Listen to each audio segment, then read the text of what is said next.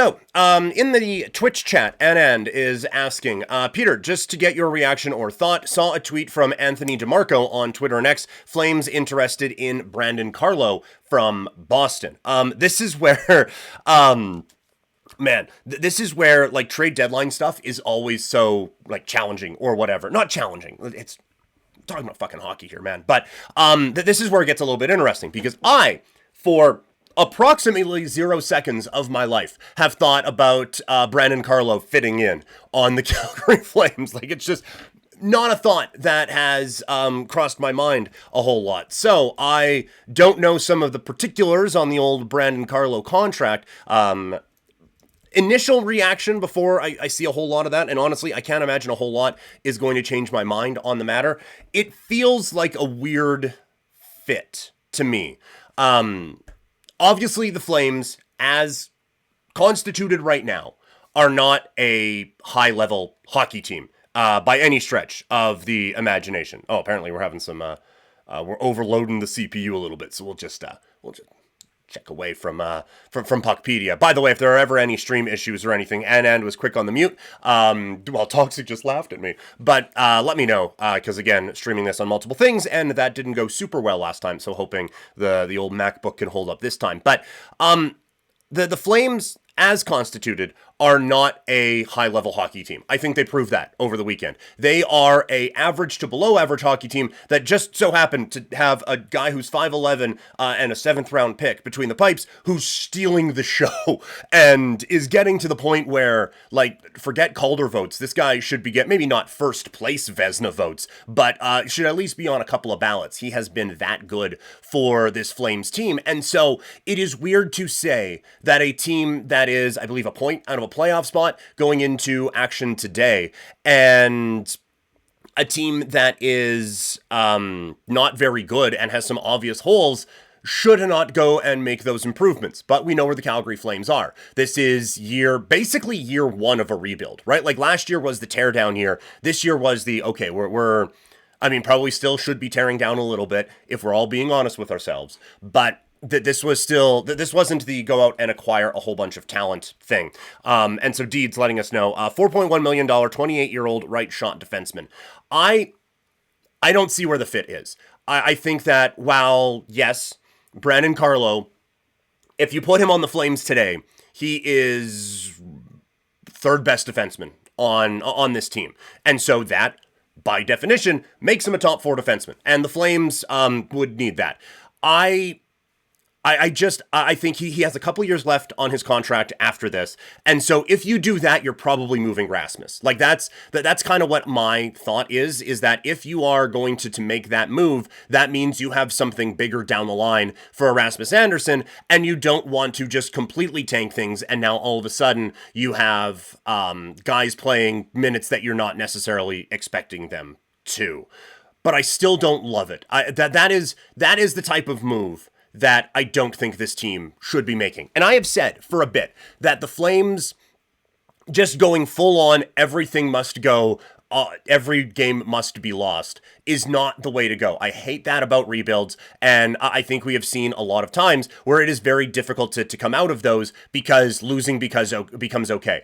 And the Flames have done a great job of making losing not be okay with this group, and so you are getting some valuable experience, and because of that, there's actual stakes, like Sharon Govich being a healthy scratch the other day. That is because he is not playing well, and if you are in a spot where the results don't matter, then you're just letting him play it out, right? You're letting him grind through and whatever. But because you are playing this like the results matter, which any competitive hockey team should, then you are in a spot where you have to kind of show these guys that playing poorly is not part of the equation of things here. So I like how they have gone about it. And I like that the style of rebuild that I like is you try to, as gross as this is in a way of talking about humans, you try to maximize the assets and then play the kids and let the chips fall where they may. You have to keep a couple of adults around to let them know what being an NHL player is like. The Flames have a few of those, and some would argue maybe too many of them,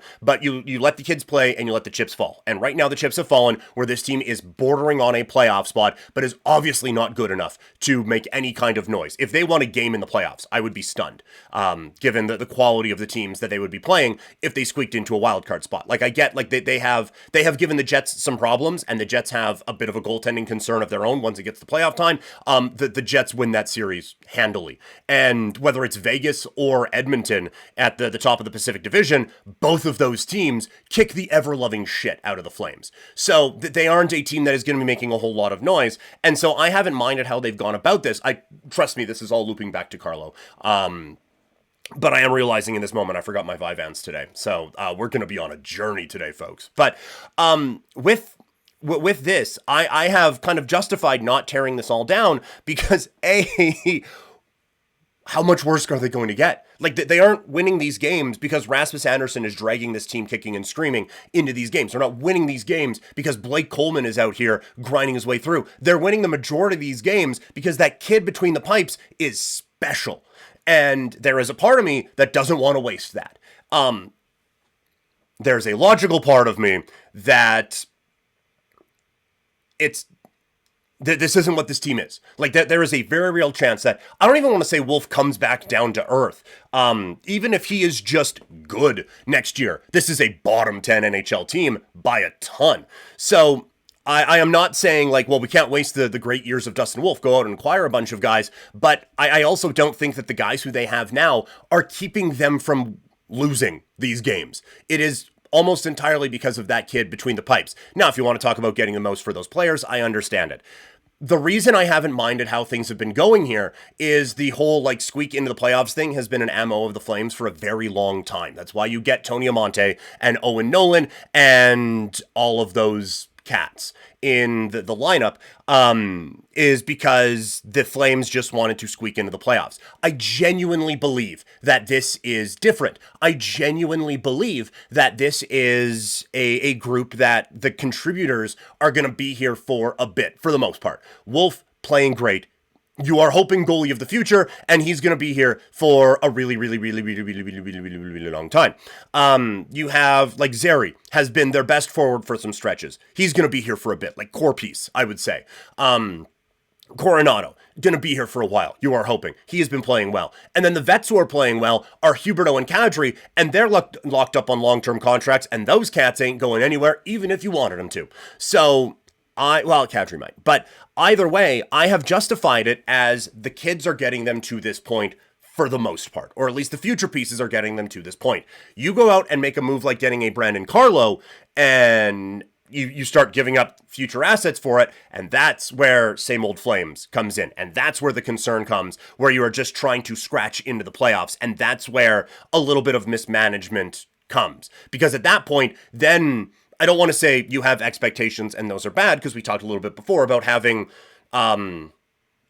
accountability, I guess, and having that be the way that they would go. And so I would suggest that bringing in a Carlo, though, does lead you to believe that this team thinks they're something they're not. And that's where you get a little bit concerning to me. Now, again, maybe it is because there might be a move for a Rasmus Andersson, and you don't want to throw Bruce Davich into the lineup before he's ready, or someone else. You don't want to throw one of those guys in the lineup before they are ready. And so you get this a guy who can play in your top four. You feel fine about it. You feel comfortable about it, while you're not giving unwarranted minutes to a guy who maybe isn't ready for them.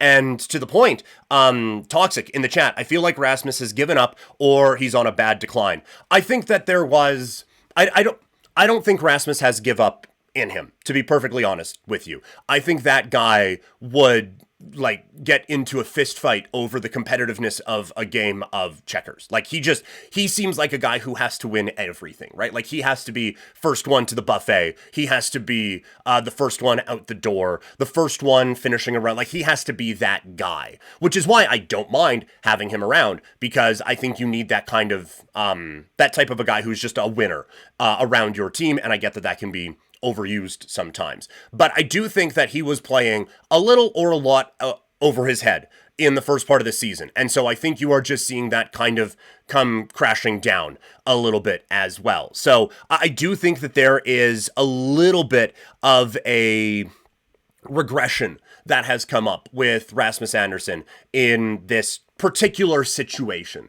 So I don't think that it is like, I don't think he's falling off necessarily. I don't think that he has given up, but I do think that there is just a little bit of a dip happening in his game. Also, and this part needs to be remembered throughout the rest of this season, is this team is going through some very, very difficult games on the schedule right now. So let's just be aware that, oh wow, this guy's not playing quite as well. Yeah, because they just played the Caps, the Panthers, and the Hurricanes, and the Lightning in there as well. Like, that is why some of these guys may be starting to wind it down here a little bit. Just a heads up, Twitch people, an ad is coming.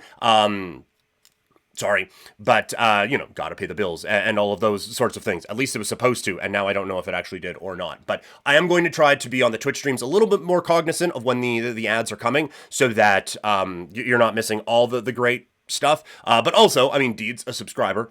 Shout out. We'll want to give you some fun content while we are talking along here as well. So yes, no ad for Deeds. Deeds has been ad free for a year now, and that is greatly appreciated on my part. So again, thank you so much for that one. Normally I get an ad timer. I'm not getting one, so I'm assuming that we're just going to keep rolling with this one now. But yeah, I am planning on having that. Still having some fun stuff during the ads, but maybe not necessarily giving all the gold away. So no, back on the Rasmus front though, I do think that there is a decline there that is coming, and there is a valuable piece to having him around. But if he doesn't want to be with the Flames, and there could be some of that, right? If he now it starts. If he doesn't want to be on the Calgary Flames, then you trade him immediately. Like that, his value is never going to be higher. And I do think sometimes that conversation gets a little overblown. I maybe not necessarily in this case, but I would remember like Johnny Gaudreau it was always a conversation around here, right? Like at least it wasn't the conversation the way it has been with Rasmus Andersson, but there's always a little bit of this team isn't doing what we want them to do, and come playoff time, so maybe there should be a start over aspect of it. And no one ever wanted to trade Johnny because he was awesome, right? But you would either get well, you can't trade him now. He just had a bad playoff, and so his value is at his lowest. And then he starts cooking and doing the shit that only Johnny Hockey can do. And it's like, well, you can't trade him now. Look how awesome he is. It's like, so we don't want to trade him. Hey, you can just say that. That's fine. But it would always be like, he would have a 5-game stretch where it wouldn't go well. It's, oh, well, you can't trade him now. Look at his value is tanking. It's like, guys, I know we have a very low opinion on NHL decision makers sometimes. If a 5-game stretch is altering the perception of a guy who has a 200-game sample size, then these guys are inherently very shitty at their job, and I think you can kind of take advantage of them then in a different way. So use that as something where you figure that out, and then try to take advantage of it in a different way. But for Rasmus, he was playing the best hockey of his career, and I don't know how sustainable that was. And so now that it is coming back down to earth, I do think there could be a bit of a shift in his trade value. And so if you have decided unofficially that he doesn't want to stick around with the Calgary Flames, then you trade him now. And you get a bunch of assets back, and then sure, flip a couple for Brandon Carlo if you want. Don't overpay for it. For the love of God, don't overpay for it. But flip him for Carlo, figure it out, and just kind of move on from there. So I do think that I think that if you were to make that move, I would hope that there are layers to it. And it is not just, well, we need another top 4 guy because we've had Joel fucking Hanley in the top 4 for 2 months now. And while that has been surprisingly effective, let's not bank on that one, shall we? And so like a top 4 of Ball, Anderson, Carlo, and Weegar is good, I would suggest, but maybe not necessarily like blow away or anything like that. And I don't think it is moving the needle. Like you would go from being, in my opinion, the 9th best team in the Western Conference to being the 9th best team in the Western Conference. Like that's just, and honestly, 9th might be you get into a debate about whether you like St. Louis more or Utah more or Calgary. But you know what I mean? Like, it doesn't, they aren't all of a sudden, oh, well, now they're better than Colorado. I don't see that part necessarily. A couple other questions here in the chat. Would you say there is an explanation on struggling with offense, mainly scoring? And this is going to sound more dismissive than I want it to, and I promise I am taking it seriously. The reason they are struggling on offense is entirely because they're not that good. That's it, right? Like, they have a bunch of kids who could turn into something, but you have a Huberdeau, Kadri, and Coronado line that, while effective, would be it would be Vancouver's second line. It would be Edmonton's third line. It would be Vegas's second or third line. Like, we like them a lot. And this is, again, more dismissive than I want to be, but you have a first line that's a second line. You have a second line that's a third line, and you have a third line that's also kind of a second or a third line.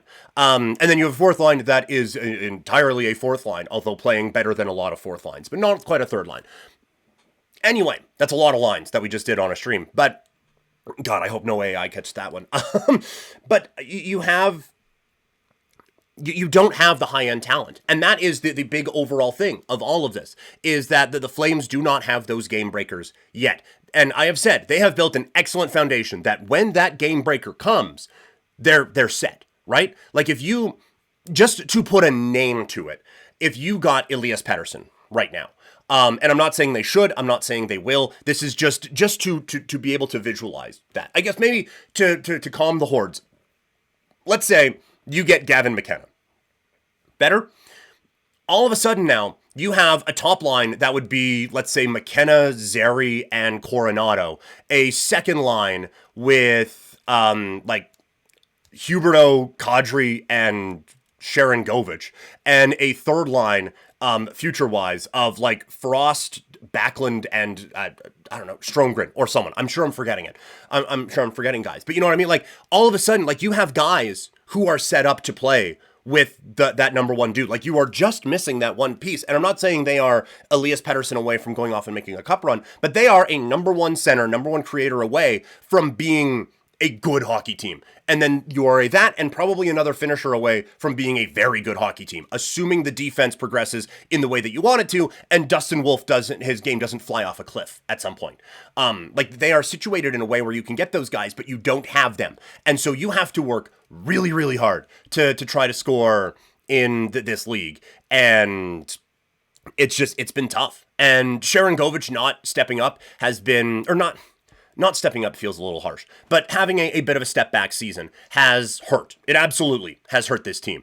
And that is a setback. And the problem is, like, you don't really have that playmaker that can really help him out in those sorts of ways. And as I said on the radio a couple of times, he's not really a create your own shot kind of a guy. He is he has an excellent shot and he can score from anywhere, but you kind of need someone to get him the puck. And they just haven't found that this season in a way that has been overly consistent. I do think, like, pairing him up with Frost and Farabee is an interesting look. I feel like there should be something that works there with Zary. The other part of it too is that they're trying him down the middle for a little bit as well. And so he is trying to figure out the most important position, and one of them, aside from goalie, the most important position on the ice and one of the more difficult to master. Well, we're also wondering, hey, why aren't you scoring more? And they took a lot of that pressure off of him over the last little bit, for sure. But that still, you had injuries, and he's trying to learn center at the NHL level with different line mates and all those things. So no shit,